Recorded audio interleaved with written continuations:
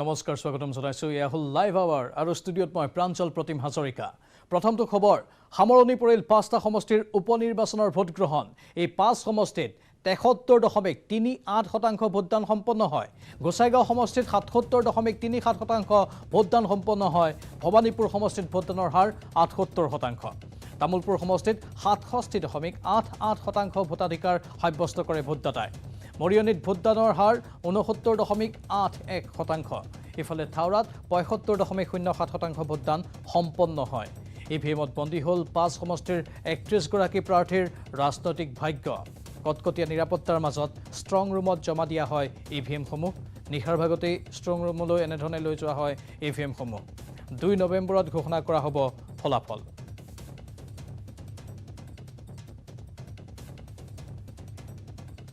উল্লেখ কৰিছোঁ আমি ৫ সমষ্টিৰ উপনিৰ্বাচন সমাপন হৈ গ'ল আৰু কালি নিশাৰ ভাগত ইভিএমসমূহ লৈ যোৱা হ'ল ষ্ট্ৰং ৰুমত ৰাখিবৰ বাবে কটকটীয়া নিৰাপত্তাৰ মাজত ইভিএমসমূহ ৰখা হৈছে আৰু শতাংশসমূহ ইতিমধ্যে কৈছোঁ যে এই ৫টা সমষ্টিৰ সৰ্বমুঠ শতাংশ যদি চোৱা হয় সেয়া হ'ল ৬৯.৬০% ভোটাধিকাৰ সাব্যস্ত কৰে ভোটদাতাসকলে ইয়াৰে গোসাইগাঁও সমষ্টিত ৭৬.৭১% ভোটদান সম্পন্ন হয় ভবানীপুৰ সমষ্টিত ভোটদানৰ হাৰ ৭৪%, তামুলপুৰ সমষ্টিত ৬২%, মৰিয়নিত ভোটদানৰ হাৰ ৬১.৬২% আৰু থাওৰাত ৭৫.০৭%। আমাৰ সতীৰ্থ সাংবাদিক জ্যোতিপ্ৰসাদ গগৈ আছে পোনপটীয়া সম্প্ৰচাৰত মৰিয়নিৰ পৰা। জ্যোতিপ্ৰসাদ, আপুনি ধাৰাবাহিকভাৱে নিৰ্বাচনৰ খবৰ দিলে, উপনিৰ্বাচনৰ দিনটোৰ খবৰো দিলে আৰু ভোটদাতাসকলৰ মনৰ উৎসাহৰ বতৰাও দেখুৱালে। আজি ষ্ট্ৰং ৰুমত কটকটীয়া নিৰাপত্তাৰ মাজত ইভিএমসমূহ ৰখা হৈছে আৰু কি আপডেট আছে আপোনাৰ লগত, যিহেতু ৭৫.০৭% ভোটদাতাই নিজৰ অধিকাৰ সাব্যস্ত কৰিলে তাত?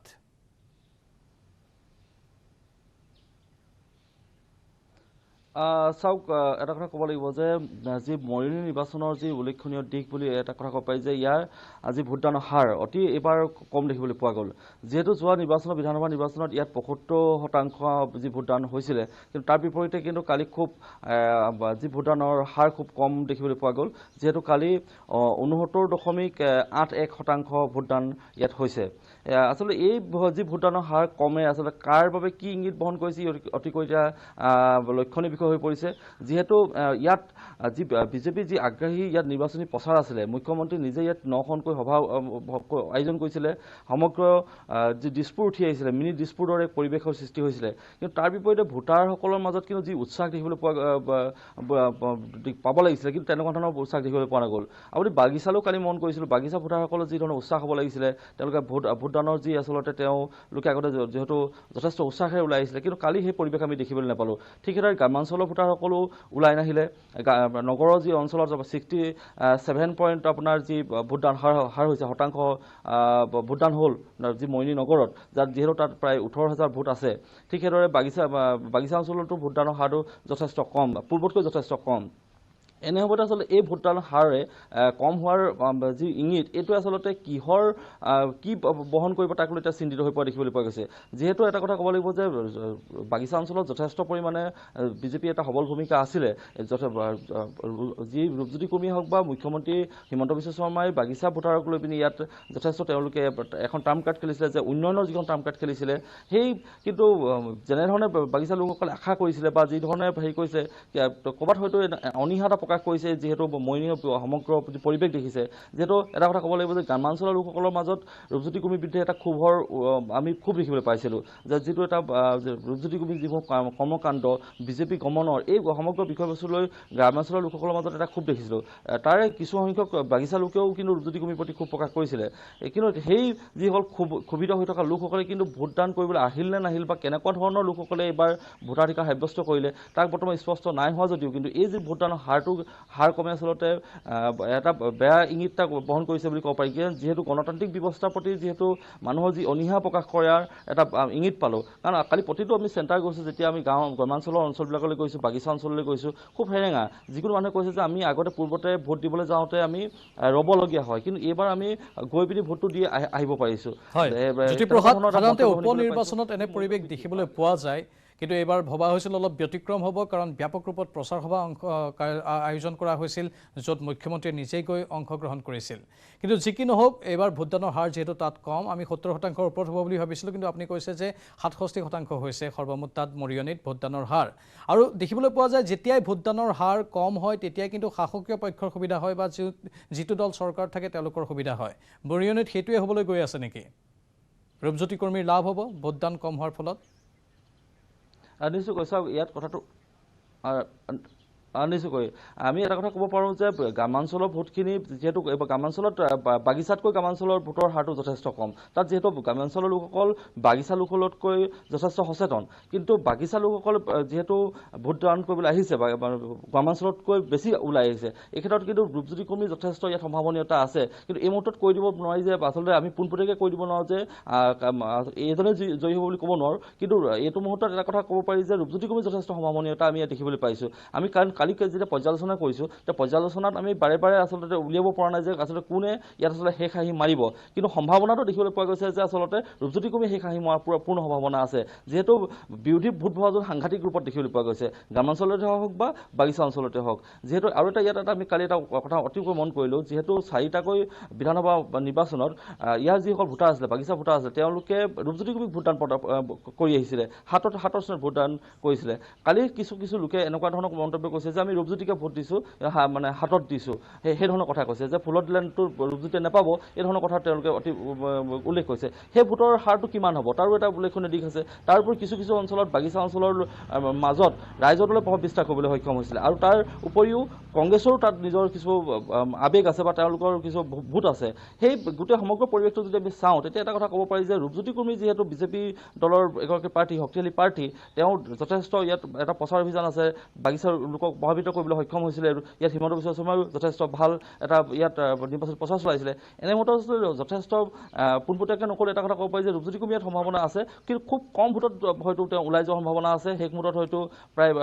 1000-1500 বা 500 ভোটতো যদি ওলাই যায় তাত আচৰিত হ'বলগীয়া কথা নাথাকিব কাৰণ যথেষ্ট ভোটৰ বিভাজন হোৱা দেখিবলৈ পোৱা গৈছে আপুনি যদি গ্ৰামাঞ্চলত চাই গ্ৰামাঞ্চলৰ লোকসকলৰ মাজত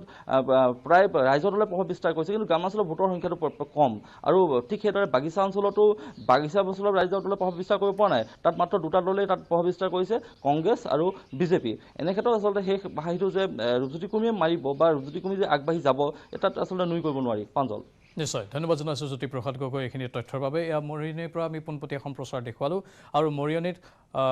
এইবাৰ উপ নিৰ্বাচনত ভোটদানৰ হাৰ কম দেখিবলৈ পোৱা গ'ল বাকীকেইটা সমষ্টিৰ তুলনাত যাৰ বাবে এতিয়া বিভিন্ন দিশ উন্মোচন হৈছে অৱশ্যে বিভিন্ন গুণাগথাও চলি আছে সেই গুণাগথাৰ অন্তত বহুতেই কৈ আছে যে ৰূপজ্যোতি কৰ্মীয়ে জয়ী হ'ব কিন্তু আন একাংশই কৈছে যে ৰূপজ্যোতি কৰ্মীৰ লোকচানো হ'ব পাৰে আমি লক্ষ্য ৰাখিম সকলো যিহেতু ওলাব 2 নৱেম্বৰৰ নিৰ্বাচনী ফলাফলত অপেক্ষা কৰিম আমি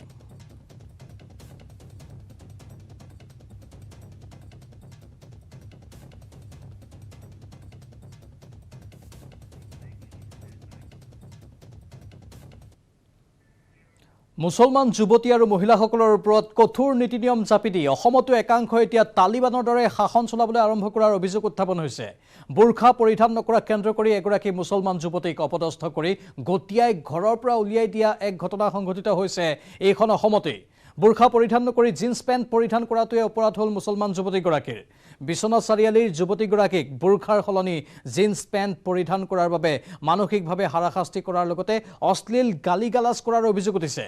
একেটা অঞ্চলৰে নুৰুল আমিন নামৰ ব্যক্তিগৰাকীয়ে বুৰখাৰ সলনি জিন্স পেণ্ট পৰিধান কৰাৰ বাবে অপদস্থ কৰে যুৱতীগৰাকীক এই ঘটনাটো সংঘটিত হোৱাৰ সময়ত ঘৰৰ মহিলাসকলে কোনো প্ৰতিবাদ নকৰাকৈ চাই আছিল নীৰৱে কেৱল এই ঘটনাই নহয় পূৰ্বেও অঞ্চলটোৰ আন কেইবাগৰাকীও যুৱতীক বুৰখা পৰিধান নকৰাৰ বাবে অপদস্থ কৰাৰ তথ্য পোহৰলৈ আহিছে উল্লেখযোগ্য যে ইলেক্ট্ৰনিক সামগ্ৰীৰ ব্যৱসায়ৰ সৈতে নুৰুল আমিনৰ পৰিয়ালটো জড়িত নিজৰ ঘৰতেই মোবাইল এসেসৰিজসমূহ মজুত কৰি ৰাখি বিক্ৰী কৰে নুৰুল আমিনৰ 2 পুত্ৰই যুৱতীগৰাকীয়ে মোবাইলৰ হেডফোন ক্ৰয় কৰিবলৈ গৈছিল ব্যক্তিজনৰ ঘৰলৈ নগাঁও জিলাৰ পৰা আহি ব্যৱসায় কৰা নুৰুল আমিনৰ পৰিয়ালটো ভাড়াতীয়া হিচাপে আছে বিশ্বনাথ চাৰিআলিত আনহাতে এই ঘটনাৰ পিছতে যুৱতীগৰাকীয়ে কান্দি ঘৰত উপস্থিত হয় এই ঘটনা সম্পৰ্কে অৱগত হোৱাৰ পিছত যুৱতীগৰাকীৰ পিতৃয়ে ঘটনাটোৰ প্ৰতিবাদ জনাই নুৰুল আমিনক জবাবদিহি কৰাত ক্ষুব্ধ হৈ পৰে তেওঁৰ 2 পুত্ৰ আৰু পিছত তেওঁৰ পুত্ৰ ৰাফিকুল ইছলামে যুৱতীগৰাকীৰ পিতৃক পাতত আগচি ধৰি মাৰপিট কৰাৰ অভিযোগ উঠিছে ইতিমধ্যে সমগ্ৰ ঘটনা সন্দৰ্ভত বিশ্বনাথ চাৰিআলি আৰক্ষী থানাত এজাহাৰ দাখিল কৰা হৈছে ভাৰতীয় দণ্ডবিধিৰ 341 294 323 34 ধাৰাৰ অধীনত 415/21 নম্বৰৰ এটা গোচৰ বিশ্বনাথ চাৰিআলি আৰক্ষী থানাত পঞ্জীয়ন হৈছে ইফালে আৰক্ষীয়ে নুৰুল আমিন আৰু পুত্ৰ ৰাফিকুল ইছলাম দুইজনকে আটক কৰি ঘটনাৰ তদন্ত আৰম্ভ কৰিছে কম্পিউটাৰ বিজ্ঞানৰ ছাত্ৰীগৰাকীৰ লগত সংঘটিত এই ঘটনাই সমগ্ৰ বিশ্বনাথ চাৰিআলিতে তীব্ৰ প্ৰতিক্ৰিয়াৰ সৃষ্টি কৰিছে এই সন্দৰ্ভত অধিক জনাব আমাৰ সতীৰ্থ সাংবাদিক তুষাৰ হাজৰিকাই হয় বোৰখা পৰিধান নকৰাৰ বাবে এগৰাকী মুছলমান যুৱতীক একাংশ লোকে অপদস্থ কৰাৰ এক ঘটনা সংঘটিত হৈছে বিশ্বনাথ চাৰিআলিত আৰু বিশ্বনাথ চাৰিআলিৰ 12 নং ৱাৰ্ডৰ এগৰাকী যুৱতীয়ে কাষৰে এঘৰ লোকৰ ঘৰলৈ গৈছিলে তেওঁ কিবা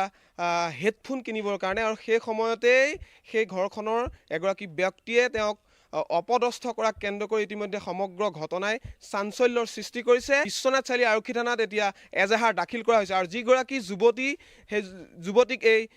আচলতে নিৰ্যাতন বুলি ক'ব লাগিব জিন্স পেণ্ট পিন্ধাৰ কাৰণে নিৰ্যাতন চলোৱা হৈছিল মানসিকভাৱে সেইগৰাকী যুৱতী আমাৰ লগত উপস্থিত আছে মই আপোনাৰ কাষলৈ আহিছোঁ কি হৈছিল আচলতে ঘটনাটো কওকচোন অলপ দিনাখন মই হাতত হেডফোন কিনিব যাওঁতে তেতিয়া মানে বুঢ়া মানুহজনে মোক খেদি মানে কিয় হেডফোন কি লাগে বুলিকে ওলাই আহি পেলাই তাৰপিছত মই মানুহটোক ইমান বেয়াকৈ কোৱা নাই সেই মানুহটো মোক ধমকি দি আহিলে কিয় লাগে ইয়াত কিয় আহিছ বুলিকে তো মই এতিয়া বুঢ়া মানুহ পটককৈ একো কোৱা নাই বেয়াকৈ আৰু মই কাকো নকওঁ তেনেকৈ বেয়াকৈ বয়সীয়া যেতিয়া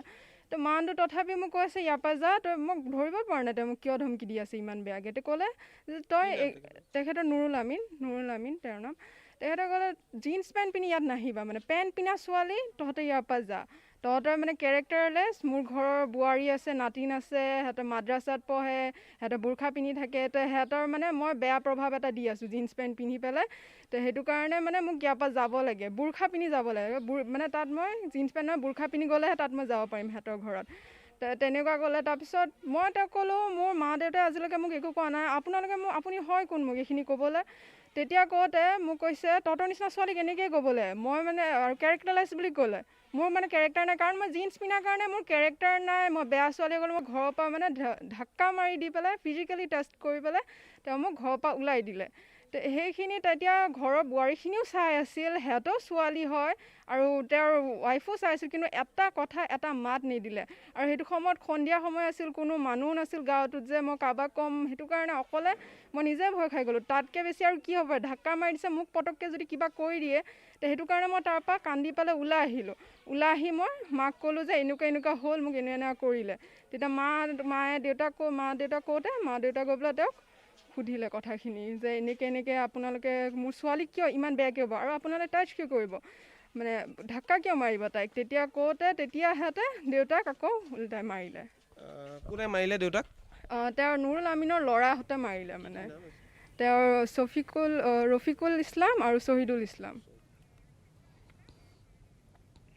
মুঠতে এতিয়া এই ঘটনাক লৈ তীব্ৰ প্ৰতিক্ৰিয়াৰ সৃষ্টি হৈছে পৰৱৰ্তী বাতৰি আজি ৰাষ্ট্ৰীয় একতা দিৱস চৰ্দাৰ বল্লভভাই পেটেলৰ 146 সংখ্যক জন্মজয়ন্তী দেশৰ বিভিন্ন স্থানত পালন কৰা হৈছে ৰাষ্ট্ৰীয় একতা দিৱস আৰু গুজৰাটৰ ষ্টেচু অফ ইউনিটিৰ তলত বহু সংখ্যক লোকৰ সমাগম হৈছে আৰু তাত সামৰিক অনুশীলন চলি আছে সামৰিক প্ৰদৰ্শন চলি আছে বিশেষ কাৰ্যসূচী স্কুলীয়া ছাত্ৰ ছাত্ৰীসকলে তাত অংশগ্ৰহণ কৰিছে য'ত কেন্দ্ৰীয় গৃহমন্ত্ৰী অমিত শ্বাহে অংশ লৈছে এয়া গুজৰাটৰ দৃশ্য গুজৰাট চৰকাৰৰ উদ্যোগত এই বিশেষ কাৰ্যসূচী চৰ্দাৰ বল্লভভাই পেটেলৰ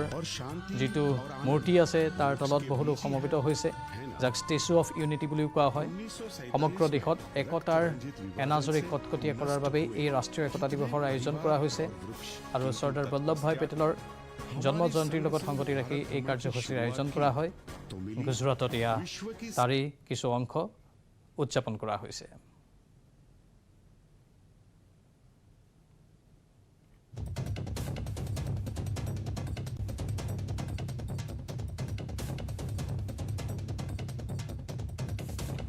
পোনপটীয়া সম্প্ৰচাৰ আমি দেখুৱালোঁ আপোনালোকৰ বাবে ৰাষ্ট্ৰীয় একতা দিৱসৰ কাৰ্যসূচীৰ পৰৱৰ্তী সময়তো দেখুৱাই থাকিম দেশৰ বিভিন্ন স্থানত আজি ৰাষ্ট্ৰীয় একতা দিৱসৰ কাৰ্যসূচী পালন কৰা হৈছে গুজৰাটৰ সমান্তৰালকৈ আন প্ৰান্তৰ পৰা আপোনালোকে বিশেষ সম্প্ৰচাৰ দেখি থাকিব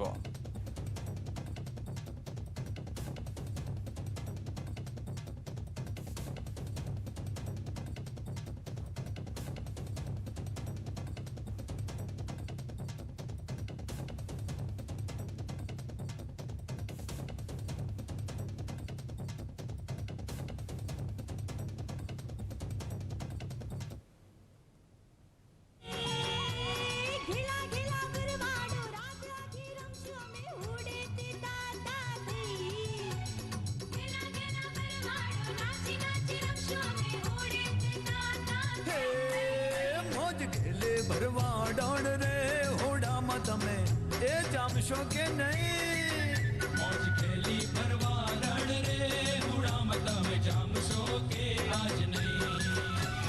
अंतरिक्ष में छलांग और इसरो की स्थापना, मवेशियों के दूध के लिए आई श्वेत क्रांति, आर्यभट्ट उपग्रह को अंतरिक्ष में ले जाने वाला यान, अंतरिक्ष में पहला कदम रखते हुए राकेश शर्मा ने बढ़ाई देश की शान। फिर सुनीता पंड्या ने भी, और पीटी उषा की मैराथन से जयकारे लग गए। पोखरण में अंतरिक्ष विज्ञान से लेकर परमाणु प्रयोग तक, पहले से वर्तमान तक की यात्रा। इस यात्रा में कई प्रसिद्ध कीर्ति स्तंभ है 1947 से 2021 तक, पर वर्तमान का मिजाज अनोखा है। सबका साथ, सबका विकास, सबका विश्वास। भारत आत्मनिर्भर हुआ और अपनी पहली जीपीएस प्रणाली की शुरुआत हुई। एक ही टैक्स स्ट्रक्चर जीएसटी से पूरा देश एकजुट था। पिंजड़ बंद महिलाओं के उद्धार के लिए ट्रिपल तलाक को नाबूद किया गया। एकता और अखंडता हमारा जीवन मंत्र है। धारा 370 को हटाकर सच्ची भारतीय एकता की आवाज कश्मीर में सुनाई दी। 2019 की महामारी में दुनिया का दूसरा सबसे अधिक आबादी वाला देश, यह दुनिया में सबसे कम कोरोना केस वाला देश बना। हवाई हमले से लेकर आतंक का चारों ओर से सामना किया गया। हमने चीन से भी कहा, तुम चीन हो तो हम प्राचीन। करमसद और नडियाद के वृक्षों के साथ जीने वाले सरदार साहब एक सच्चे किसान भी थे। फिर वो बन गए भारतवर्ष के एकता की सूत्रधार। এয়া আছিল গুজৰাটৰ পৰা পোনপটীয়া সম্প্ৰচাৰ, আৰু ইয়াৰ লগে লগে সময় হৈছে এতিয়াৰ বাতৰিৰ পৰা বিদায় লোৱাৰ। নমস্কাৰ। মই ব্যৱহাৰ কৰোঁ আটাইতকৈ